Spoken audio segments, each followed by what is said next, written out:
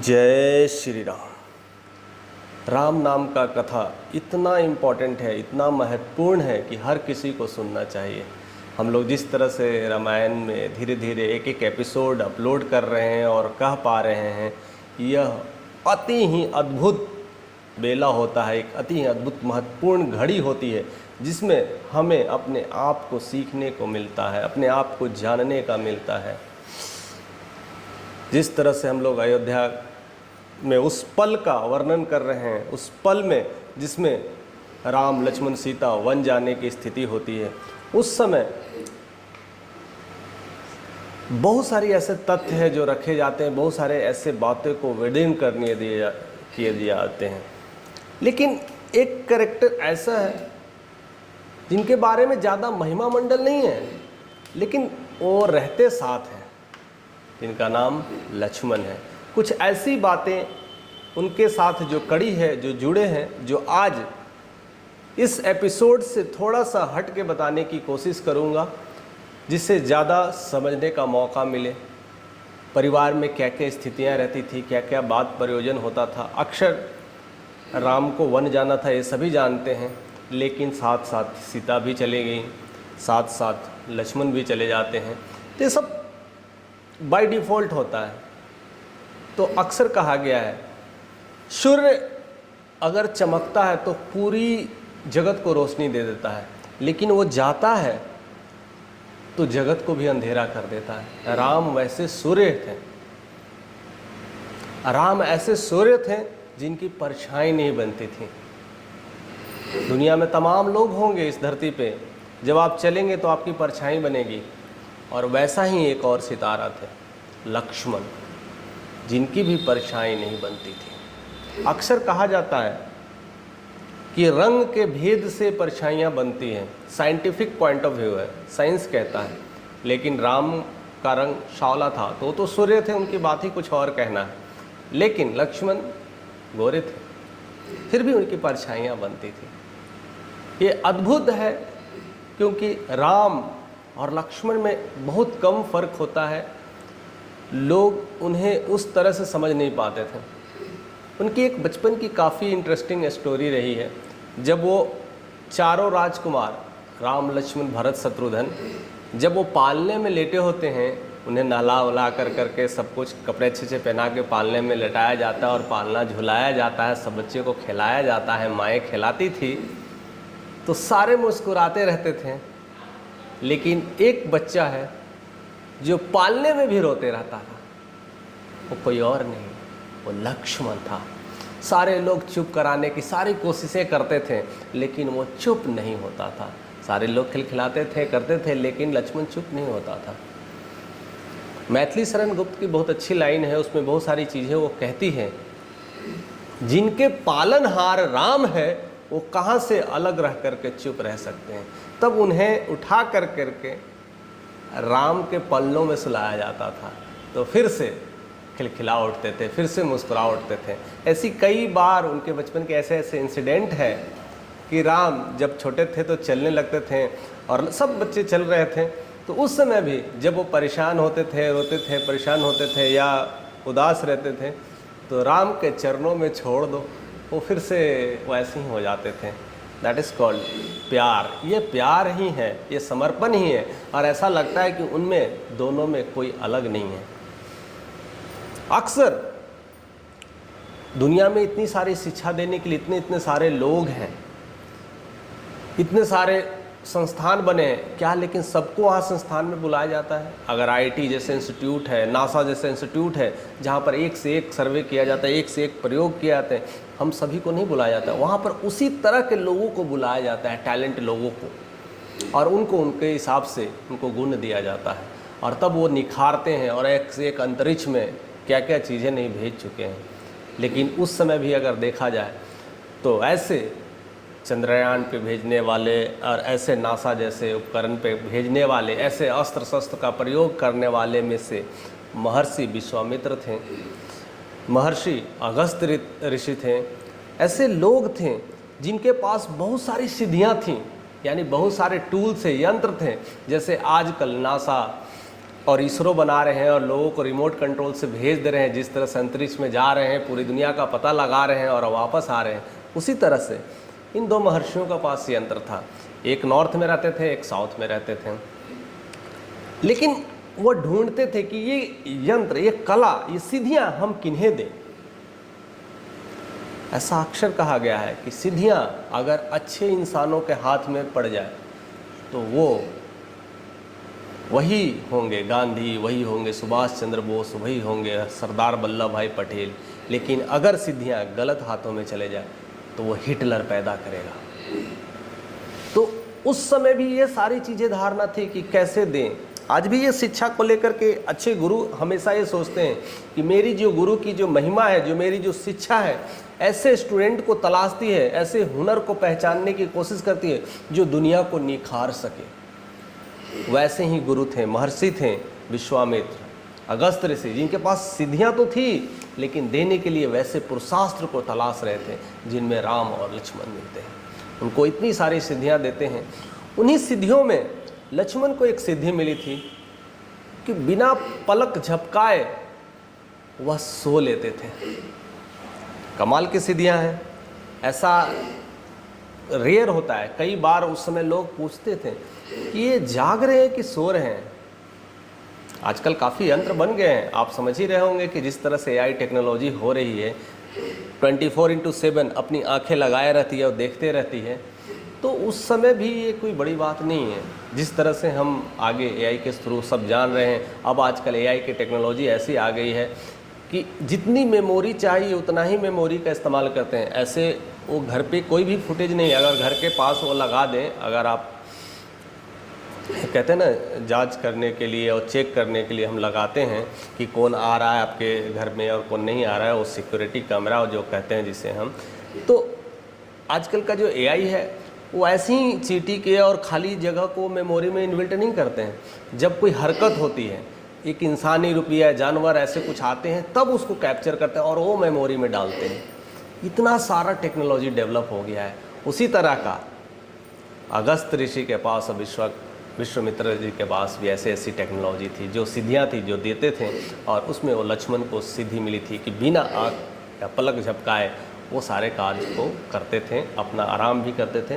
तो राम के साथ जब भी राम और सीता के पास रहे तो राम सीता जब सोते थे तो वो जागते रहते थे, और वो जागते थे तो अपना दोनों काम कर लेते थे। दुश्मन देख करके ही भाग जाते थे, समझते थे ये जगे हुए। लेकिन जैसे ही दुश्मन अटैकिंग पोजीशन में आ जाए, कैसे जो सिक्योरिटी कैमरा जो आया है आजकल के AI, जैसे ही आदमी आ जाए तो वो सिक्योरिटी क्या करता है, स्कैन करने लगता है। तब तक सिक्योरिटी कोई मेमोरी में बिल्ड नहीं करता है। उसी तरह से लक्ष्मण के अंदर भी वो सिक्योरिटी कैमरा वाला मेमोरी था। जैसे ही कोई इंसान, हरकत या जानवर, पक्षी कुछ आ जाए तो उनकी आंखें खुली तो रहती थी, वो स्कैन करने लगती थी, वो जानने लगती थी कि क्या है, वो हरकत में आ जाते थे, अदरवाइज वो सो लेते थे। ऐसी टेक्नोलॉजी, ऐसी सिद्धियां हुआ करती थी जो मिला करता था, जो सिर्फ और सिर्फ लक्ष्मण को मिला था। इतने सारे कुछ होने के बाद, इतनी सारी क्वालिटी मिलने के बाद भी अक्सर देखा गया है कि वह राम और सीता की सेवा में, वो कुटियों की सेवा में वो बाहर खड़े रहते थे। लगता था कि इसमें कितना सारा सोना पैसा रखा हुआ कि सुरक्षा के लिए लगाया गया है। आज के डेट में भी यही रखा जाता है, सिक्योरिटी वाले को इसी तरह से रखा जाता है। बैंक के आगे खड़े कर दिए जाते हैं, ATM के आगे खड़े कर दिए जाते हैं। तो उस समय भी बहुत सारे ऐसे कवि हैं जो इस बात को बताने की कोशिश किए हैं, समझाने की कोशिश किए हैं। जैसे जैसे हम कविता के माध्यम से भी इस चीज़ों को समझेंगे तो और भी बहुत सारी चीज़ें समझ में आएगी। लेकिन जो बात है बिल्कुल क्लियर है कि उस समय ऐसे कहा करते थे, कभी बताया करते थे कि जिस कुटिया में साक्षात माँ सीता जगत पालनिहार, पूरी जगत की कहते हैं ना पालन करने वाली धन लक्ष्मी थी, पूरी जगत की लक्ष्मी वहाँ बैठी हो, तो उसे तो देखने के लिए तो साधारण, और उसे सुरक्षा देने के लिए तो साधारण इंसान तो नहीं होना चाहिए ना। तो लक्ष्मण वो साधारण नहीं, असाधारण प्रवृत्ति के थे। लेकिन देखिए क्या है जीवन में होता है क्या, इतने सारे कुछ होने के गुण के कारण भी उनको अपनी पत्नी से दूर रहना पड़ा, अपनी माँ से भी दूर रहना पड़ा। तो कई बार ये क्वेश्चन आ जाता है कि इनको दंड क्यों मिल रहा है, या ये दंड के अधिकारी थे या ऐसे ही थे। तो उसका बहुत अच्छा वर्णन किया गया है रामचरितमानस में कि जब वो वनवास के लिए सब निकल रहे होते तो राम तो सबसे विदा लेते हैं। जब एक लक्ष्मण ही थे जिन्होंने अपनी पत्नी से विदा नहीं लिए थे, और वो ऐसे ही चल देते हैं बिना कुछ पूछे बिना कुछ कहे, और राम सीता के साथ चले दिए होते हैं। हाँ, लेकिन अपनी माँ से ज़रूर मिलते हैं और कहते हैं, माँ मैं जा रहा हूँ, आप कुछ कहेंगे नहीं, आपको कुछ नहीं कहना है, आप हमारे बगैर कैसे रहेंगी, किस तरह से हैं, आपको कोई शिकायत तो नहीं है।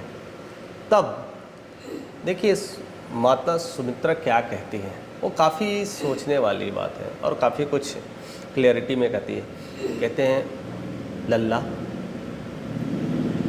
मैं तेरी माँ, ये तुमने कैसे सोच लिया?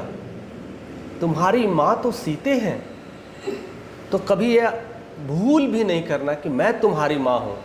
तुम्हारी माँ सीते है और वो वन में जा रही है, बस उसे देखने की, उसे सिक्योरिटी देने की ज़रूरत है। हमारे लिए तो सब कुछ है यहाँ, हमारे लिए तो बहुत सारे लोग हैं यहाँ, लेकिन तुम अपनी माँ को कैसे छोड़ सकते हो अकेले जंगल में? ऐसी बात कहना बहुत कुछ बता देती है और बहुत कुछ सिखा देती है कि इंसान असली में क्या होता है, इंसानियत क्या थी, प्यार क्या था, लव क्या था। और देखिए उर्मिला भी न उर्मिला से नहीं मिलते हैं, न जाते हैं, लेकिन चले जाते हैं, छोड़ करके चले जाते हैं, लेकिन कोई भी शिकन नहीं, कोई शिकवा नहीं, कोई गले शिकवा नहीं। लेकिन जब वो चले जाते हैं, जब भरत आते हैं तो यहाँ देखते हैं कि ऐसी सिचुएशन हो जाती है, पूरा घर में माहौल ख़राब सा हो जाता है। तब भरत सारे अयोध्यावासी, सारे परिवार को लेकर करके राम और सीता को मनाने जाते हैं। और राम और सीता को तो मनाने जाते ही हैं। अब देखिए कितनी मज़ेदार स्टोरी है। राम सीता लक्ष्मण को मनाने जाते हैं और अयोध्या लाने की कोशिश करते हैं। अब वो रास्ते में तो जाते हैं, लेकिन सारा परिवार, और सारा परिवार में एक और भी परिवार था जो उर्मिला थी। वो पहली बार जा रही थी अपने पति को देखने। अब देखिए कितना इंसिडेंट है, जब कभी मिला नहीं, कभी देखा नहीं, इतने दूर रहा, लेकिन भरत की वजह से वो जा रही थी। अब जब पहुंचते हैं तो ऐसा नहीं होता था कि आज के डेट में हमारे पति गए और गले लग लिए, वैसा नहीं होता था। तो वो सब लोग मिले होते और वो अपनी बहन की कुटिया में चल जाती, यानी सीता। ऐसे तो देवरानी हुई, लेकिन एक अपनी बहन भी है, यानी दो दो रिश्ता है।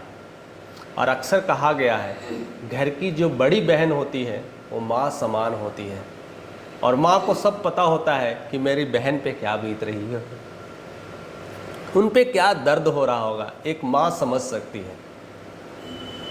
और इसलिए वो अपनी कुटिया में ही बुलाती है और बहुत सारी बातें भी करती हैं, जो बहुत सारे बातें ऐसे होते हैं जो जिसे इस परिदृश्य में नहीं रखा गया है और उस चीज़ों को नहीं जोड़ा गया है। लेकिन ऐसी कई सारी बातें होंगी कि कैसा होगा अयोध्या, किस तरह से लोग होंगे, क्या क्या चल रहा होगा, बहुत सारी बातें हो रही कि कैसे सारी दासियां लोग हैं, कैसे रह रहे, कई सारी चीज़ें होगी जो ख़त्म नहीं हो रही होगी। और उसमें एक अकेलापन जीवन आपका बिना लक्ष्मण का कैसा होगा, ये भी एक बात ही तो थी, जो कहना ना कहना, समझाना ना समझाना बहुत सोचनीय था। लेकिन माँ अक्सर समझ जाती है, तो उर्मिला को कुटिया में बैठाती है और खुद निकल जाती है, और जा कर करके फिर लक्ष्मण को बुलाती है। कहती है, लल्ला शाम का वक्त हो गया है, पूजा के लिए हमें फूल वगैरह सब ला कर करके सजाना है और पूजा पाठ की तैयारी करनी है। तो कुटिया में मैंने कुछ फूल रखे हैं, वो फूल लेके आई है। अब देखिए क्या होता है। अब लक्ष्मण कभी इनकार नहीं करने वाले, और माँ ने कह दिया तो इनकार हो ही नहीं सकता है। तो जैसे ही कुटिया में प्रवेश करते हैं तो अचानक से, उन्हें नहीं पता होता है कि उर्मिला है, और अचानक से देखते हैं उर्मिला को। तो दृश्य कैसा रहा होगा, जो बिना कुछ बोले बिना कुछ कहे घर से निकल दिए हैं और अचानक से उनकी नज़र पड़ती है तो फीलिंग्स कैसा होगा, वो इमोशंस कैसा होगा, दोनों एक दूसरे को देखते रहे होंगे कि या फिर वो फूल लेकर करके वापस चल दिए होंगे। कई सारी चीज़ें हो रही होगी, कई ऐसे पल हैं जो उसका वर्णन करना संभव नहीं है, बस अनुभव और शब्दों से बयान हम नहीं कर सकते हैं। बस पल ही है जो पल को आप समझ सकते हैं कि क्या बीतती होगी, क्या माहौल रहता होगा। लेकिन लक्ष्मण कभी कार्य को संपन्न किए बिना नहीं छोड़ते हैं, तो फूल डलिया लेते हैं और निकलने की कोशिश करते हैं और सोच रहे होते कि मैं क्या कहूँ इनसे, और वो भी देख रही होती है। लेकिन उर्मिला समझ जाती है उनके लय को, उनकी बातों को, एक प्यार को, तो कहती है, मेरे हिरन, तुम मेरे बाग में बहुत बार रहे हो, मेरे बाग में बहुत खेले हो, मैं जानती हूँ इस बार मेरा हिरन वन में आया हुआ है, तो मैं रोकूंगी नहीं, मैं तुझे अपने पास नहीं रहने के लिए कहूँगी। मेरी तरफ से पूरी आज़ादी है, आप रहिए, घूमिए, सेवा करिए और सारे चीज़ें करिए। अब लक्ष्मण क्या जवाब देते हैं वो भी बहुत सोचनीय है। अब ऐसे तो नहीं चल देंगे ना, बहुत सारी बातें हुई होगी, लेकिन उसमें जो इम्पोर्टेंट बात है मैं बताने की कोशिश करूँगा। वो कहते हैं, राम जैसे मेरे भाई हैं, वो सारी सिद्धियां प्राप्त कर चुके हैं, वो पृथ्वी के धरा है और वो जगत गुरु हैं, वो निधि हैं, दाता हैं, उन्होंने इतना तप किया है, इतने परिश्रम किए हैं, तो उनका हक बनता है कि जो सीता पालनहार है, जो धरती है, जो भूमिजा है, उनके साथ वक्त बिताए।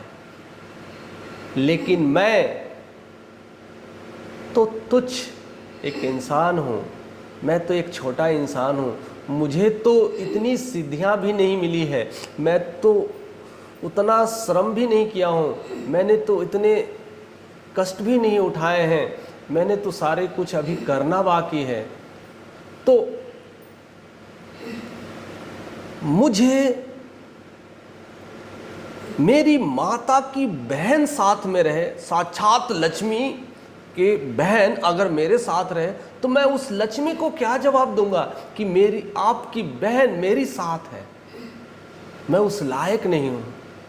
देखिए कैसी बातें कर देते हैं। तो मुझे थोड़ा प्रश्न अभी और श्रम करना है, मुझे और पुरुषार्थ करना है, और मुझे और कुछ नया सीखना है, कुछ और नया त्याग करना है, नया जानना है, और इस तरह से संवाद होकर के वो निकल जाते हैं। ऐसी और कई घटनाएं होती हैं जब हम जानने और सोचने को विवश हो जाते हैं और उससे हम बहुत कुछ सीखने की कोशिश करते हैं। समय को देखना पड़ता है। जिस विनम्र चतुराई से आप हमें बहलाने का प्रयास मैं देख पा रहा हूँ, क्योंकि समय की पाबंदी होती है, इस समय में भी बहुत सारे कार्य होते हैं, तो एक टाइम की पाबंदी है, तो उतना मैं ज़्यादा नहीं कह सकता। फिर भी मैं कोशिश करता हूँ कि जितना हो सके मैं आप तक प्रकट करने की कोशिश करूँ। जब लक्ष्मण मूर्छित हो जाते हैं लंका युद्ध में, समय में जब मूर्छित हो जाते हैं, तब उस समय हनुमान जी ही होते हैं जो पर्वत श्रृंखला उठा के ले आते हैं जड़ी बूटी के खोज में, और वो जो रास्ता है वो जाने वाला, वो कहीं ना कहीं अयोध्या नगरी से होते हुए जाता है। तो अब देखिए कितनी बड़ी बात है, वो पर्वत लेकर के हनुमान जी चले आ रहे हैं, और इस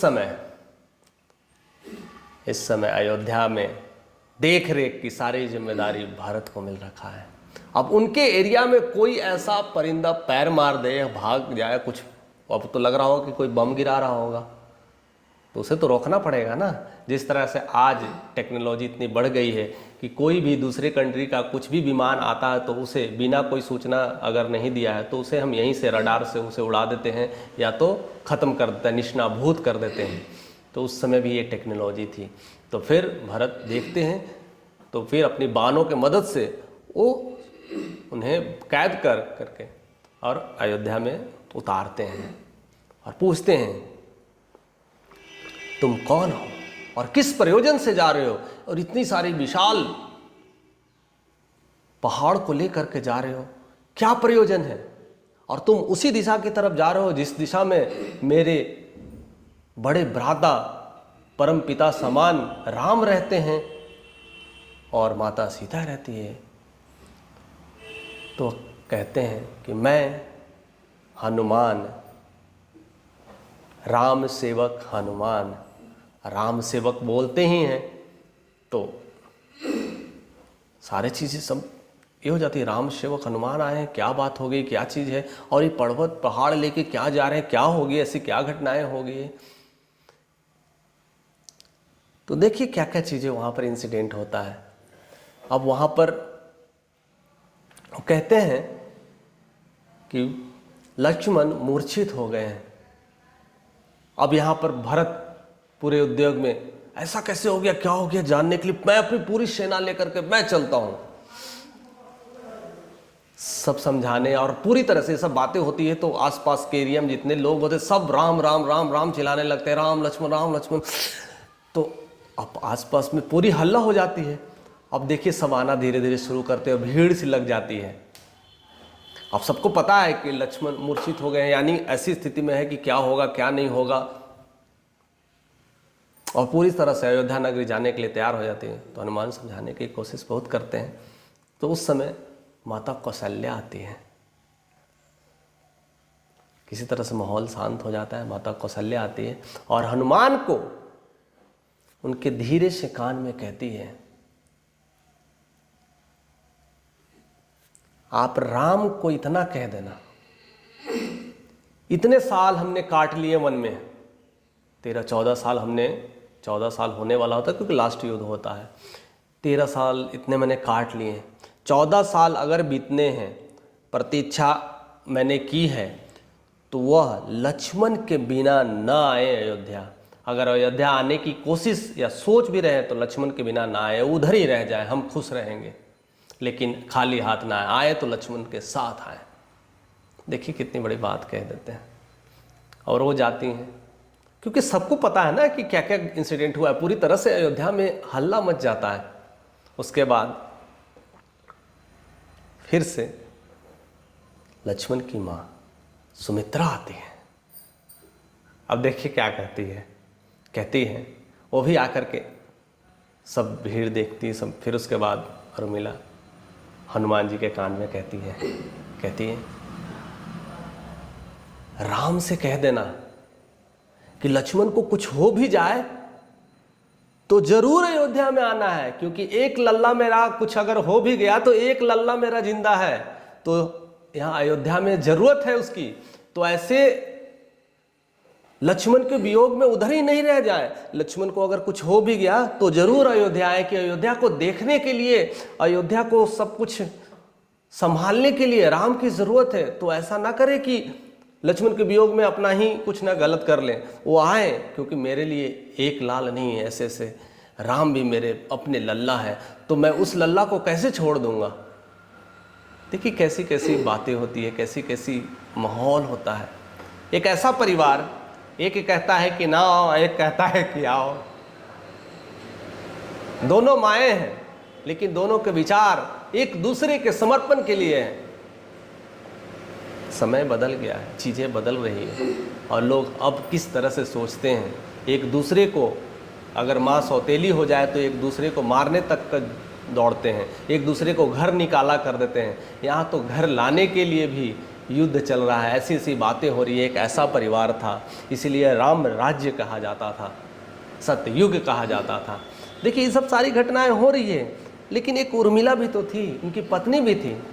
अब वो क्या कहते हैं, वो भी सुनती है, तो वो खिलखिलाती है और मुस्कुराती है, और कहीं ना कहीं उनके लिए, हनुमान के लिए खाना लाती है, दूध पिलाती है, जो जो खाना पीने के होते हैं उन्हें खाने पीने के लिए देती है। तो हनुमान जी सोचते हैं ये क्या हो रहा है, मुझे तो कुछ समझ में नहीं आ रहा है, ये कौन सी दुनिया में मैं आ गया हूँ, कहाँ आ गया हूँ, यही राम का घर है। एक माता कुछ और कह रही है, एक माँ कुछ और कह रही है, और उनकी लक्ष्मण की पत्नी है, ये हमें खिलाने में लगी हुई है। अब उनसे रहा नहीं जा रहा हनुमान जी से कि ये हो क्या रहा है। अब तो मुझे पूछना पड़ेगा, क्योंकि अब समय नज़दीक आ गया, मुझे जल्दी से अतिशीघ्र जाना है। तब उर्मिला से कहते हैं, माते आपको कुछ नहीं कहना, लक्ष्मण मूर्छित में पड़े, कुछ भी हो सकता है, आप उनके लिए कुछ संदेश कुछ नहीं भेजना। तो कहते हैं, बड़ा प्यारा लाइन है, सुनिएगा बड़ा अच्छे से और समझने की कोशिश करिएगा कि दुनिया में, पूरी अयोध्या नगरी में जिनको कोई समस्या आती है, कोई प्रॉब्लम आती है, तो राम कहते हैं उनकी सारी समस्याएं ठीक हो जाती हैं। लेकिन मेरा लक्ष्मण तो राम की गोद में है, उन्हें कौन कुछ कर सकता है, उन्हें कौन बाल बाका भी कर सकता है। तो मुझे कोई दिक्कत नहीं, आप आराम से 4-5 दिन और रह लीजिए, 1 हफ्ता रहिए, यहाँ कुछ भी नहीं होने वाला है लक्ष्मण को। मुझे पता है कि वो किनके साथ हैं। तो ऐसे थे लक्ष्मण के उर्मिला और सुमित्रा, ऐसे थे अपने, ऐसे थे उस समय के महिलाएं ऐसी थी, उस समय की स्त्रियां ऐसी हुआ करती थी, उस तरह की सोच ऐसी हुआ करती थी। इसलिए राम, लक्ष्मण, सीते के और भरत जैसे परिवार में भी राम राज्य था और पूरी तरह से अयोध्या में राम राज्य चला था। घटनाएं, इंसिडेंट होती रहती है, चीज़ें परिवर्तन आती रहती है, कि कई की वजह से सारी चीज़ें हुआ, लेकिन एक प्यार अभी भी वो घर में बरकरार है, वो एक अपनापन अपना भी है। और कहीं ना कहीं कैकई से लोग खफा रहते हैं, डरे रहते हैं और कुछ ना कुछ उनके प्रति निगेटिव भावना रहती है, तो ज़्यादा कुछ नहीं उनसे कुछ सुनना चाहते हैं, बोलना चाहते हैं। लेकिन फिर भी कैकई जाती है और कहती है, मेरे राम से कहना कि जितना जल्दी हो सके जल्दी से जल्दी आए, अपना पूरा वन का जो पूरा जो यात्रा है, जैसे ही 14 वर्ष कंप्लीट हो, एक पल के लिए भी देर ना करे, वो अयोध्या आए। हम सब उन्हें देखने के लिए बेचैन हैं। अगर वो एक पल के लिए अगर देर कर देते तो मैं अपनी प्राण त्याग दूंगी। देखिए कैसे बदल जाती है। ऐसा समय था कि उन्होंने 14 वर्ष वनवास दे दिया था, और एक ऐसा समय है कि 14 वर्ष से अगर देर होती है तो अपनी जान या प्राण त्यागने के लिए कहती है। ऐसे थे। तो लक्ष्मण में जितना भी प्रसंग जोड़ा जाए वो कम है। ऐसे तो ज़्यादा बहुत सारी जो कड़ियाँ हैं जो हम अगले अध्याय में डिस्कस करेंगे, क्योंकि समय की पाबंदी है। हमारे साथ आप ऐसे ही बने रहें, ऐसे ही जुड़े रहें और इसी तरह से रामायण की कथा का गुणगान करते रहें और ज़्यादा से ज़्यादा ऐसे ही लोगों तक शेयर करें जिन्हें यह सुन करके, यह प्रसंग समझ करके अपने जीवन में परिवर्तन ला सके। जय श्री राम।